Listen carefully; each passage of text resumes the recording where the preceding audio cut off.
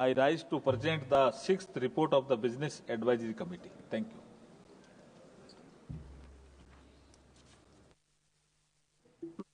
Shri Arun Govil ji.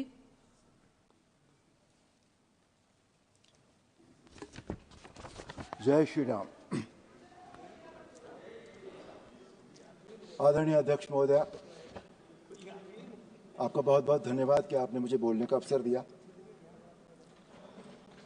सबसे पहले मैं आदरणीय प्रधानमंत्री श्री नरेंद्र मोदी जी के सपनों का विकसित भारत बनाने की दिशा में वित्त मंत्री श्रीमती निर्मला सीतारमण जी को 2025-2026 के बजट के लिए केंद्र सरकार का बजट बनाने के लिए मैं बहुत बहुत बधाई देता हूं।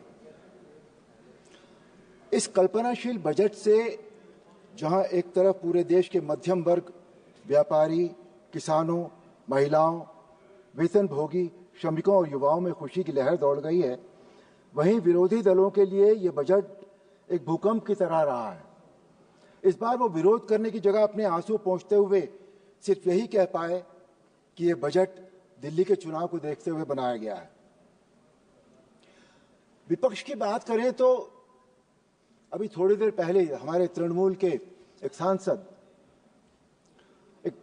बहुत एक धमाकेदार स्पीच उन्होंने दी, फुल ऑफ ड्रामेटिक्स। उन्होंने रामायण की बात की कि ये बजट जो है वो एक सोने के हिरण जैसा है। रामायण से मेरा बहुत ज्यादा गहरा ताल्लुक रहा, इसलिए कह पा रहा हूं कि ये बजट सोने का हिरण नहीं है। ये बजट वो तीर है जो उस सोने के हिरण को मारेगा जिसे हम अपने देश की समस्याएं कह सकते हैं या हम अपने देश की परेशानियां कह सकते हैं। ये उसे मारेगा। उन्होंने एक फिल्म की बात की, 3 इडियट्स की। मुझे नहीं समझ में आया वो क्या कहना चाह रहे थे उस समय, पर बहुत ही ज्यादा उनकी स्पीच फुल ऑफ ड्रामेटिक्स थी। मैं उनसे इतना कहना चाहता हूं कि ये जगह ड्रामेटिक्स के लिए नहीं है, ये सीरियस बिजनेस है। हम देश के विकास की बात करते हैं या देश की समस्याओं की बात करते हैं। So I think we must stick to that only. इस बजट में मध्यम वर्ग, जो हमारे देश का सबसे बड़ा वर्ग होता है, उसके लिए टैक्स में छूट की सीमा 7 लाख से बढ़कर 12 लाख करने की बात तो देश की जनता ने कभी नहीं सोची थी। शायद हम में से किसी ने भी नहीं सोची थी ये बात। इस छूट से जनता के हाथ में जो अतिरिक्त पैसा आएगा, जो देश के व्यापार व उद्योग की तरक्की की रफ्तार बढ़ाएगा। हमारे एक साथी ने बताया था भी कि आंकड़े कभी झूठ नहीं बोलते। यस, आंकड़े कभी झूठ नहीं बोलते। विपक्ष के जितने भी सदस्यों ने अपनी बात सामने रखी, उन्होंने आंकड़ों की बात नहीं की बिल्कुल भी, जबकि बजट सिर्फ आंकड़ों पर बेस होता है।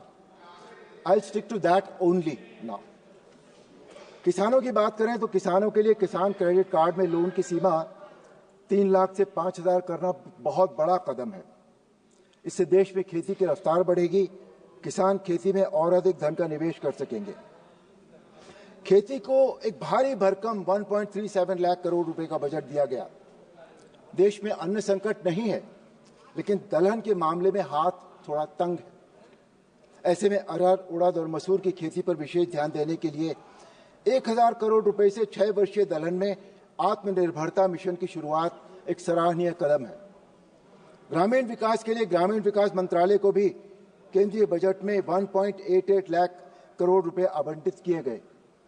प्रमुख ग्रामीण रोजगार योजना मनरेगा के लिए 86,000 करोड़ रुपए आवंटित किए गए। डिफेंस, भारत को मजबूत बनाने का सपना देखने वाले प्रधानमंत्री जी के मार्गदर्शन के अनुसार रक्षा बजट 6.81 लाख करोड़ करना हमको देश की सुरक्षा के लिए आश्वस्त करता है। पाकिस्तानी न्यूज चैनल और यूट्यूबर भारत के इस रक्षा बजट से खौफ खाए हुए हैं। देश में उच्च शिक्षा के क्षेत्र में भारी विकास हुआ। पिछले 10 साल में एमबीबीएस की सीट 50,000 से अधिक बढ़ाई गई तथा आदरणीय प्रधानमंत्री जी के नेतृत्व में सरकार का अगले 5 वर्षों में 75,000 मेडिकल सीट बढ़ाने का और इरादा है। सरकार ने पिछले 10 साल में IIT में भी 70,000 नई सीटें जोड़ी हैं तथा IIT में 6500 नई सीट बढ़ाने की घोषणा उच्च भारत को टेक्निकल फील्ड में एक बहुत बड़ा जंप देगी। आदरणीय प्रधानमंत्री द्वारा शिक्षा क्षेत्र को प्रोत्साहन देने की नीति के अनुरूप मेरा अनुरोध है कि मेरठ के चौधरी चरण सिंह विश्वविद्यालय को केंद्रीय विश्वविद्यालय का दर्जा दिया जाए, जिससे पश्चिम उत्तर प्रदेश में उच्च शिक्षा के क्षेत्र में एक सेंटर ऑफ एक्सीलेंस बन सके। छात्रों के लिए सरकारी स्कूलों में 50,000 अटल टिंकरिंग लैब से इनोवेशन को प्रोत्साहन मिलेगा। दक्षता निर्माण के लिए 5 national centre for efficiency excellence बनाया जाना भी अत्यंत सराहनीय कदम है। रेल मंत्रालय को 2.55 लाख करोड़ रुपए का प्रावधान एक बहुत अच्छा कदम है।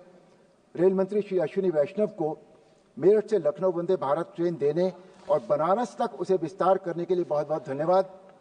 मेरठ से पानीपत रेल लाइन बिछाने के लिए 2200 करोड़ रुपए धन आवंटित करने के लिए भी बहुत बहुत धन्यवाद। मेरठ से बिजनौर के लिए भी रेलवे लाइन बिछाने की हमारी मांग को भी यदि वो स्वीकृत कर दें तो इस क्षेत्र के लिए एक बहुत अच्छा कदम होगा। आदरणीय प्रधानमंत्री जी ने उड़ान योजना का विस्तार करते हुए अगले 5 वर्ष में हवाई अड्डों की संख्या बढ़ाकर 250 करने के लिए कहा है। मेरठ में भीमराव अंबेडकर हवाई पट्टी को फुल एयरपोर्ट में अपग्रेड करने की मांग एक लंबे समय से चली आ रही है। मेरठ में हवाई अड्डे की स्थापना से पश्चिम उत्तर प्रदेश के व्यापार की गति तेज होगी। देश की आधी आबादी अर्थात महिलाओं के उत्थान के लिए सरकार ने पूरा ध्यान दिया है। 5 लाख महिलाओं और अनुसूचित जाति जनजाति श्रेणी के उद्यमियों को 5 साल की अवधि के लिए टर्म लोन मिलेगा। इसके अंतर्गत उद्यमी को 2 करोड़ रुपए तक का क्रमिक लोन दिया जाएगा। पहली बार कारोबार की दुनिया में कदम रखने वाली महिलाओं को अगले 5 सालों में सहायता देना एक बहुत अच्छा कदम है। ये बजट वास्तव में भारत को आर्थिक महाशक्ति बनाने की दिशा में एक निर्णायक कदम है। इस बजट में स्ट्रक्चरल इंप्रूवमेंट, स्ट्रैटेजिक इन्वेस्टमेंट तथा इकोनॉमिक डेवलपमेंट की समावेशी नीतियों पर जोर दिया गया। कृषि, MSME, निवेश और निर्यात पर ध्यान केंद्रित करके अर्थव्यवस्था को मजबूत बनाने का इरादा है। प्रस्तावित दूसरी परिसंपत्ति मुद्रीकरण योजना नई परियोजनाओं के लिए 10 लाख करोड़ रुपए के मूल्य को अनलॉक करेगी, जिससे बुनियादी ढांचे के विकास को गति मिलेगी। स्टार्टअप के लिए फंड ऑफ फंड्स का विस्तार, खिलौना क्षेत्र के लिए फोकस उत्पाद योजना छोटे व्यवसाय को बढ़ावा देने के लिए सरकार की प्रतिबद्धता को दर्शाती है। सूक्ष्म उद्योगों के लिए क्रेडिट कार्ड के विस्तार और स्टैंड अप इंडिया योजना के तहत सावधि ऋण में बढ़ोतरी से एंटरप्रेन्योरशिप तथा रोजगार निर्माण को और भी बढ़ावा मिलेगा। मैं वर्ष 2047 तक भारत को विकसित संपन्न देश बनाने की दिशा में माननीय वित्त मंत्री जी द्वारा प्रस्तुत बजट का समर्थन करता हूं। उनको बहुत बहुत अभिनंदन। माननीय प्रधानमंत्री श्री नरेंद्र मोदी जी को बहुत बहुत अभिनंदन और बहुत बहुत बधाई। जय श्री राम। माननीय सदस्य श्री बेनी बहनवान जी।